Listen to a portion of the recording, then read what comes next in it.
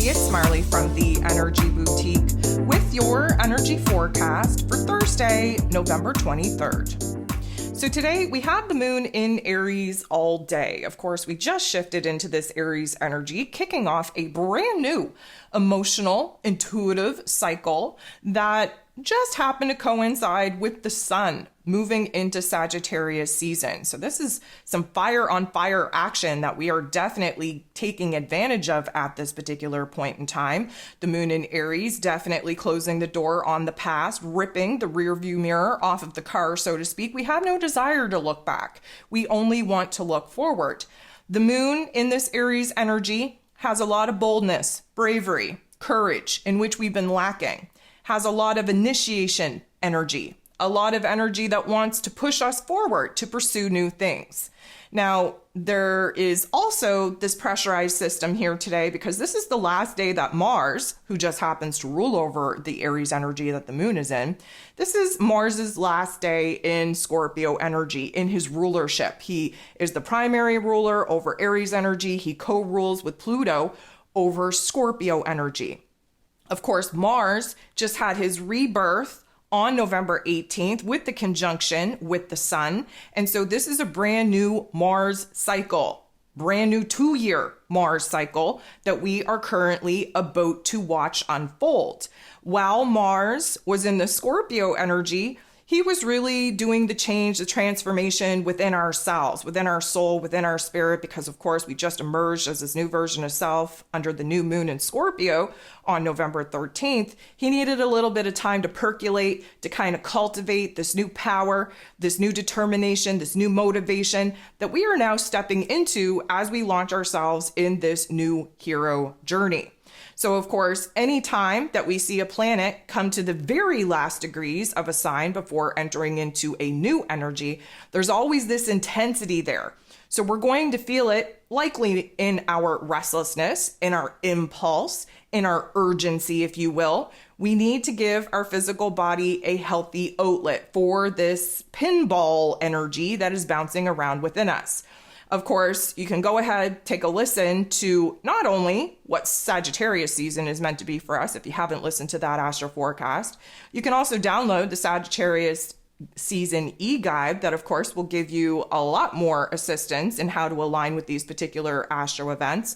But also take a listen to Mars moving into Sagittarius. There's an astro forecast out for that. Gives you a bigger, broader picture on what it is that we can expect to experience for the next month, month and a half-ish. So we have 11 different aspects taking place here today. 9 of them are going to involve the moon. The moon in Aries energy, going to make a very positive interaction with Jupiter, the planet of growth, expansion, beliefs, abundance, and blessings, who is retrograde in Taurus energy. This is a good interaction, and it's definitely hyping us up to contemplate not only where it is that we're feeling stronger, we're feeling a little bit more put together, a little bit more certain on what it is that we need to move away from and what it is that we desire to move closer to. But we're also really getting pumped up, excited, inspired, motivated on what new opportunities now lay before us. And even more than that, the opportunities that we have to create something new in our lives, something long lasting, something that would provide us with more happiness and joy and peace and harmony and safety and security and stability in our lives. That, of course, all of those things are ruled over by the Taurus energy. So this is very much us kind of percolating on where it is that we're cultivating this new excitement, this new passion, this new fire, this new desire to actually create something new, to make a move, to actually kind of bring new opportunities for growth, for expansion, for abundance to life. The sun in Sagittarius energy, going to get in the boxing ring and square off with Saturn. Okay, so Saturn's the Lord of Karma. He is in Pisces energy, and this isn't going to feel good. Let's just get real about it. We are being very much faced with the obstacles and challenges that are blocking us in initiating this new path, initiating this new truth, this new quest, this new purpose, this new mission, this new direction that we want to take. Now, Mr. Lord of Karma himself, Mr. Saturn, he brings a little bit of a reality check. And the last thing that we want in Sag energy is a reality check. Sag energy is meant for us to fly high, to dream big, to really push the boundaries of our comfort zones of the way that we've been operating, what it is that we've been doing, and really push us into a new path, quest, adventure for us to explore how we could be doing things differently, what it is that we want to kind of align with, what kind of big ideas we actually want to bring to life. So there's a little bit of a Debbie Downer, negative Nancy situation when we square off with the Lord of Karma, Mr. Saturn himself, because he gives us a reality check on where it is that we have to be more realistic, where we have to be more down to earth. And of course, that really sucks the magic out of some of the big ideas that we're percolating on. Nonetheless, right now, we are very aware of the obstacles, the challenges that we're currently facing, especially when it comes to our belief system, considering the fact that Saturn, being in this Pisces energy, of course, he just went direct after like 4.5 months of being retrograde in that Pisces energy that was helping to kind of deconstruct what we actually believe in, especially when it comes to believing in ourselves. So Sagittarius energy is also about belief. It's the new truth that we're standing in. It's the new mission, the new purpose that we're being kind of activated in order to pursue. So to get in the boxing ring and to have this particular tension and conflict be highlighted right now, it does kind of seem like a little bit of a, let's call it a punishment. But here's where I'm going to help you flip the script. Anytime that we are under a state of tension, conflict, pressure, anytime that we are facing real, raw challenges and obstacles in our lives, this isn't about the universe trying to punish us as much as it is trying to give us an opportunity to see how smart we are, to come up with a path, a plan, a strategy on how it is that we're going to overcome some of these things, to show us the ability that we have to think outside of the box, instead of just standing there in a state of paralysis, in a state of feeling defeated, where it is that we have the ability to act as the observer, to remove ourselves from the emotion of feeling trapped, restricted, and challenged, and give us the opportunity to see where there could be a detour for us to go around this particular obstacle and challenge, or really instill a new attitude, a new mood in order for us to fight and bust through it. So although it doesn't feel good to kind of be aware of some of the blockages and challenges and obstacles in which we're facing, it's an opportunity for you to see how strong you are. So we really have to focus on flipping the script here and understand that every quote unquote low point of conflict and tension that we are given with some of these astrological aspects, not a punishment, not meant to break you down in the way in which you perceive it to be. Instead, it's giving us an opportunity to see how strong we are, how smart we are, and the ability that we have to flip the script, to pluck out those silver linings, to really see this challenge as something that we want to rise up to meet instead of curl up in a ball and just get the best of us. So definitely encourage you to hold on to that particular narrative when some of these challenges and obstacles are coming at you, full stop. The moon in Aries energy going to make a positive interaction with Pluto, the great transformer who is in Capricorn energy. We love this because it means that whatever happened in that tension, in that conflict, in that particular narrative between the Sun and Saturn, something changed within us. We rose to the occasion. We took our power back. We bossed up to a new level of authority, and we were not going to let the challenges, the obstacles, all of the ugliness that is coming at us stop us from moving forward, stop us from believing in ourselves. So this is a major shift in our mood and in our attitude, definitely plucking us out of that, I'm going to say, tension-filled conflict that the Sun and Saturn are trying to create for us, and put us in a boss-up placement of power. The sun in Sagittarius energy going to make an interaction with Chiron, the wounded healer, who is retrograde in Aries energy.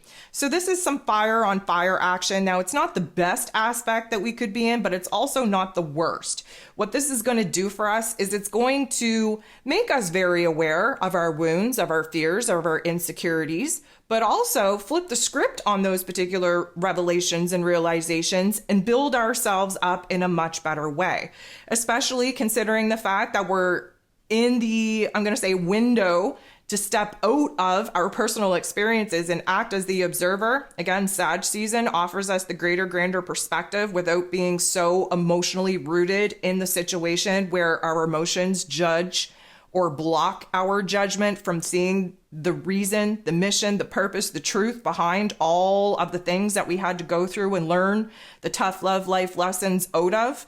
This particular energy is illuminating those fears, those doubts, those insecurities, that pain, that trauma, the wound that likely got exposed when the sun squared off with Saturn. But equally, again, flipping the script into something more powerful, especially riding off of the moon, just interacting with Pluto in this way, bossing us up, making us rise up to these challenges, putting us in a situation where we're feeling confident, bold, brave, and courageous to do what we have to do to push through. This is a realization that, yes, there are some, I'm going to call them weaker points that are still alive and well within us. Some wounds, some pain, some trauma that get triggered and activated very quickly when positioned with the tension, with the conflict that we just faced with the sun squaring off with Saturn.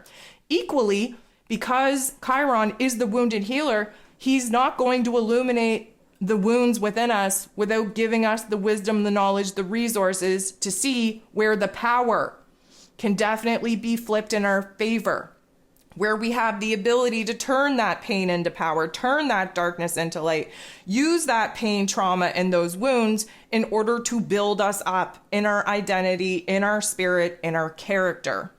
The moon in Aries energy going to make an interaction with Mars. Mars, of course, at the final degrees of the Scorpio energy in his rulership. And again, anytime that we are kind of interacting with the ruler of the energy in which the moon is in, there's a little bit more of an intensity here. Now, this particular interaction, again, not the best, but also not the worst. What this is going to do is illuminate to us where it is that we're using some of this, let's call it lower vibrational emotion, these tougher thoughts, these challenges, these obstacles that we've been faced with to motivate us to do better. So again, the fuel in which our soul and spirit uses can be happiness, joy, and excitement, or anger, frustration, even sometimes rage. Whichever fuel you're using, be very, very careful with how you're using it. And also, if you're using anger, frustration, and rage as the fuel to your fire, this is a great example of how it is that we're taking a lot of the challenges, the obstacles, the funk that we've had to sit in earlier here today, and use that as the motivating force to boss us up, to keep us inspired, to keep us motivated, to keep us hell-bent, damn well and determined to see something through. So there is some restlessness here because, of course, Mars is just vibrating at these final critical crisis degrees in Scorpio energy. There is a major change. There is a major transformation taking place within us.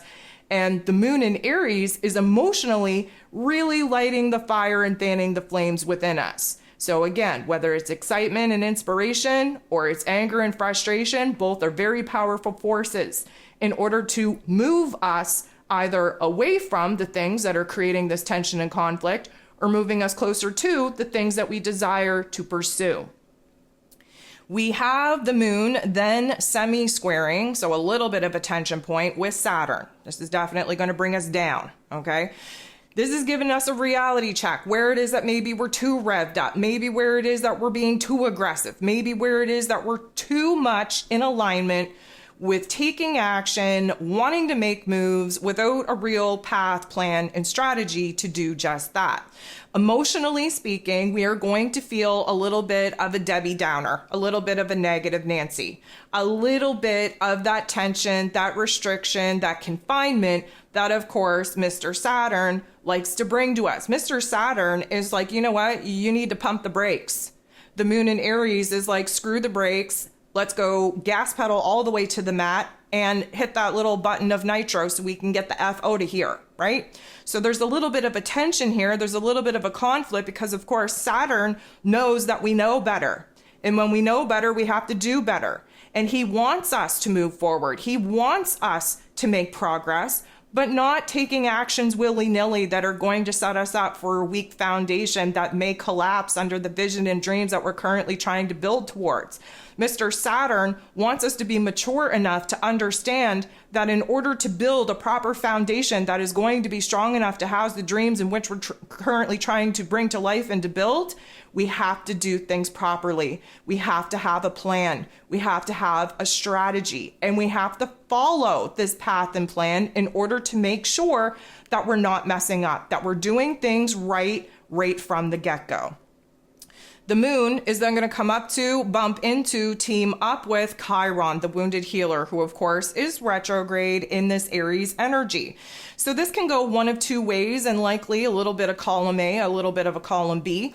But in the best manifestation of this energy, there's a huge amount of healing, a huge amount of growth, a huge amount of awareness on where it is that, yeah, there are some struggles, there are some challenges, but where it is that we are, again, mustering up the courage, the bravery, all of the things that we've been lacking in previous months to actually see something through. This is a time where we're willing to kind of endure some of the pain and trauma that is going to take place when we're pushing through these blockages and obstacles. We're willing to do that if it means setting ourselves free. However, the negative manifestation of this, which isn't really negative, it just gives us a different perspective on what it is that we're actually capable of, is that it puts us in a funk where we sit in our victimhood mentality, the poor woe is me. Instead of seeing growth, we're seeing where we're stuck. Instead of seeing healing, we're sitting in our wounds. Instead of kind of preparing ourselves for this next challenge, this next chapter, and being 100% accepting of some of the bumps and scrapes and bruises that we're going to endure by trying to push through these challenges, these obstacles, these blockages, suddenly we feel like we're just too fragile for that. We don't feel like we have the confidence that we need. We don't feel like we're strong enough to enter into this next chapter. Whichever way this manifests for you, you will experience the opposite, the flip, the mirror, after we kind of move out of this particular aspect or interaction. So if you're flying high, there will be a crash. If you start off in the lower vibrations of this manifestation, then you're going to be building yourself up from here. Either way, this is a trigger point, an activation point where we are either emotionally releasing a lot of the lower vibrations and frequencies in order to build ourselves up, or we are aligning with the new vibrations and frequencies that are bossing us up and preparing us for this challenge, for this chapter, for this hero's journey. The moon is then going to interact with the sun in such a way that is going to bring forth in a new awareness. So this is why I say to you, if you are in the manifestation realm of the aspect between the moon and Chiron, where there is growth, there is healing, there is a boost in your mood, in your attitude, or you're on the lower vibration where you're sitting in the pain, sitting in the funk, sitting in the victim mentality, the awareness that comes out of those two very different situations bring it back into the middle. This is where we balance things out. So the moon, of course, in Aries energy, the sun, of course, in Sag energy, this is fire on fire. We have the ability to allow fire to light the path, fan the flames of inspiration, of creativity to move forward, or we have the ability to use fire to burn us and to burn everything that we've created down. How we use this energy is up to us. Regardless, there is a new awareness coming forth with the moon interacting with the sun. There's some big ideas. There's also some big mental blockages that come into our awareness when we kind of grasp a vision and a dream of what it is that we would like to be building towards. And then we realize what is actually stopping us. So whatever this awareness is, it's something that we're going to be working with over this next lunar cycle. The moon is then going to totally sit across from and oppose Venus. So Venus is the goddess of love, beauty, worth, pleasure, and money. She's in her rulership in Libran energy, which, side note, I think is a very quiet transit. Normally it's not this quiet, this calm, this subtle. I would say that this is a very interesting transit for us to be observing at this particular time. But of course, Venus in her rulership in Libran energy, she's looking to create balance. She's looking to create peace and harmony. She's looking to stabilize, especially where love, relationships, and money matters are concerned. She has a new version of self that she just emerged at. She has new values, new priorities, new wants, needs, and desires. And she's really trying to kind of balance that inner realm out between her heart and her head, between her inner realm and her outer realm, on what it is that she needs to do, what she needs to change, what she needs to transform in order to accomplish that balanced middle ground, that peaceful harmonization that she is constantly seeking. So of course, to have the moon sit across the table from and kind of in confrontation with Venus, this is definitely not going to feel good, but it's going to provide us with a choice point, a decision point. It's going to provide us with an awareness on what it is that we need to move away from and what it is that we desire to move closer to.